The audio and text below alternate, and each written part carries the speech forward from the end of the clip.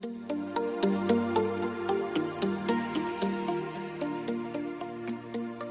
103 garing PHP titik BUB garis datar 19 garing 2021 demi keadilan berdasarkan ketuhanan yang Maha Esa. Mahkamah Konstitusi Republik Indonesia yang mengadili pada tingkat pertama dan terakhir menjatuhkan putusan dalam perkara perselisihan hasil pemilihan Bupati dan Wakil Bupati Poso, Provinsi Sulawesi Tengah tahun 2020 diajukan oleh 1. Darmin Agustinus Sigilipu, 2. Amjad Lawasa. Berdasarkan surat kuasa khusus nomor 002 dan seterusnya memberi kuasa kepada Abdul Mirsad Buimin SH dan kawan-kawan selanjutnya disebut sebagai pemohon terhadap Komisi Pemilihan Umum Kabupaten Poso berdasarkan surat kuasa khusus nomor 0201 dan seterusnya memberi kuasa kepada Nasrul Jamaluddin SH dan kawan-kawan selanjutnya disebut sebagai termohon berdasarkan berkenaan dengan permohonan di atas berikut ini. 1. Dr. Verna GM Inkiriwang. 2. M. Yasin Mangun. Berdasarkan surat kuasa khusus tanggal 18 Januari 2021 memberi kuasa kepada Dr. Abdul Muttalib Primi SH MH dan kawan-kawan selanjutnya disebut sebagai pihak terkait membaca permohonan pemohon, mendengar keterangan pemohon, mendengar dan membaca jawaban termohon, mendengar dan membaca keterangan pihak terkait, mendengar dan membaca keterangan Badan Pengawas Pemilihan Umum Kabupaten Poso, memeriksa bukti-bukti pemohon, termohon, pihak terkait dan Badan Pengawas Pemilihan Umum Kabupaten Poso, duduk perkara dan seterusnya dianggap dibacakan. Pertimbangan hukum menimbang bahwa sebelum mempertimbangkan lebih jauh permohonan pemohon, Mahkamah memandang perlu untuk menegaskan kembali beberapa hal penting berkenaan dengan penyelesaian perselisihan hasil pemilihan gubernur, bupati, dan wali kota di Mahkamah Konstitusi sebagai berikut. 1, 2, 3, A, B, C dianggap dibacakan. Mahkamah dapat menunda keberlakuan ketentuan pasal 158 Undang-Undang 10 2016 sepanjang memenuhi kondisi sebagaimana pertimbangan Mahkamah dalam putusan-putusan tersebut. Oleh karena itu, Mahkamah akan mempertimbangkan keberlakuan ketentuan pasal 158 Undang-Undang 10 2016 secara kasuistis. Kewenangan Mahkamah dalam eksepsi paragraf 3.2 dan 3.4 dianggap dibacakan bahwa berdasarkan uraian pertimbangan tersebut di atas dengan merujuk pada ketentuan pasal 157 ayat 3 dan ayat 4 Undang-Undang 10 2016, maka Mahkamah berwenang mengadili permohonan akuo. Oleh karenanya, eksepsi termohon berkenaan dengan kewenangan Mahkamah tidak beralasan menurut hukum. Tenggang waktu pengajuan permohonan, paragraf 3.5 seluruhnya dianggap dibacakan. Paragraf 3.6 menimbang bahwa permohonan pemohon diajukan di kepaniteraan Mahkamah pada hari Senin, tanggal 21 Desember 2020 pukul 19.02 WIB berdasarkan akte pengajuan permohonan pemohon nomor 106/PAN dan seterusnya 2020 sehingga permohonan pemohon diajukan masih dalam tenggang waktu pengajuan permohonan yang ditentukan peraturan perundang-undangan. Kedudukan hukum pemohon dalam eksepsi menimbang bahwa sebelum Mahkamah mempertimbangkan lebih lanjut permohonan akuo berkenaan dengan eksepsi termohon dan eksepsi pihak terkait mengenai kedudukan hukum pemohon yang pada pokoknya menyatakan bahwa pemohon tidak memiliki kedudukan hukum untuk mengajukan permohonan karena tidak memenuhi ketentuan pasal 158 ayat 2 Undang-Undang 10 2016, Mahkamah terlebih dahulu akan mempertimbangkan hal-hal sebagai berikut. 1 dan 2 dianggap dibacakan.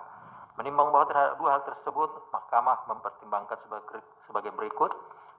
Paragraf 3.7.6 bahwa jumlah perbedaan perolehan suara antara pemohon dengan pasangan calon peraih suara terbanyak adalah paling banyak 2% kali 125.339 suara sama dengan 2.507 suara.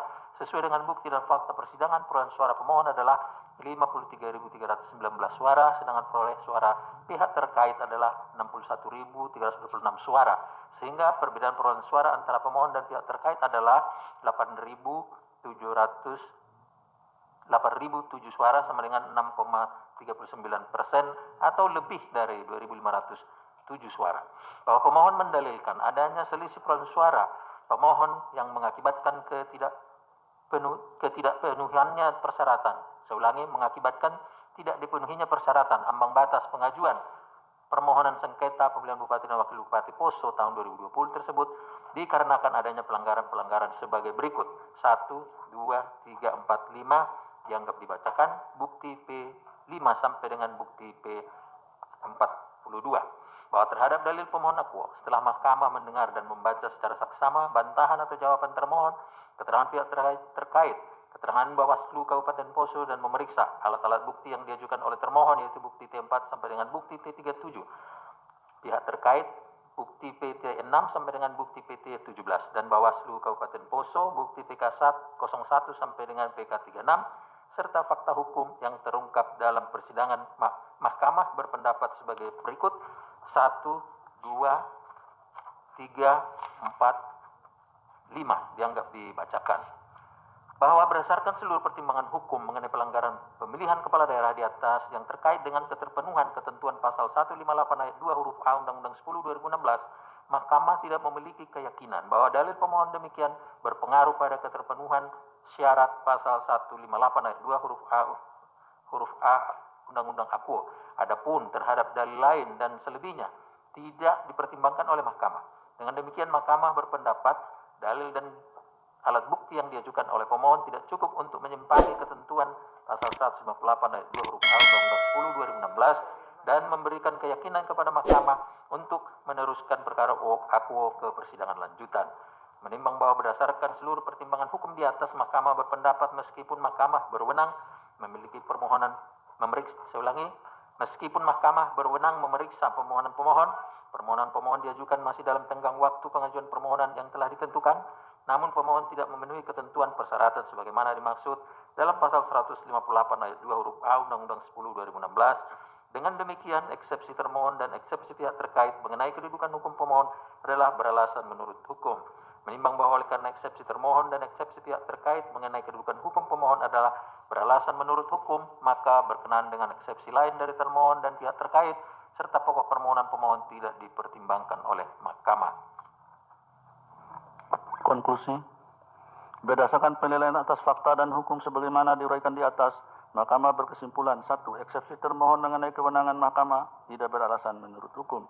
2. Mahkamah berwenang mengadili permohonan akuo. 3. Permohonan pemohon diajukan masih dalam tenggang waktu pengajuan permohonan yang ditentukan peraturan perundang-undangan.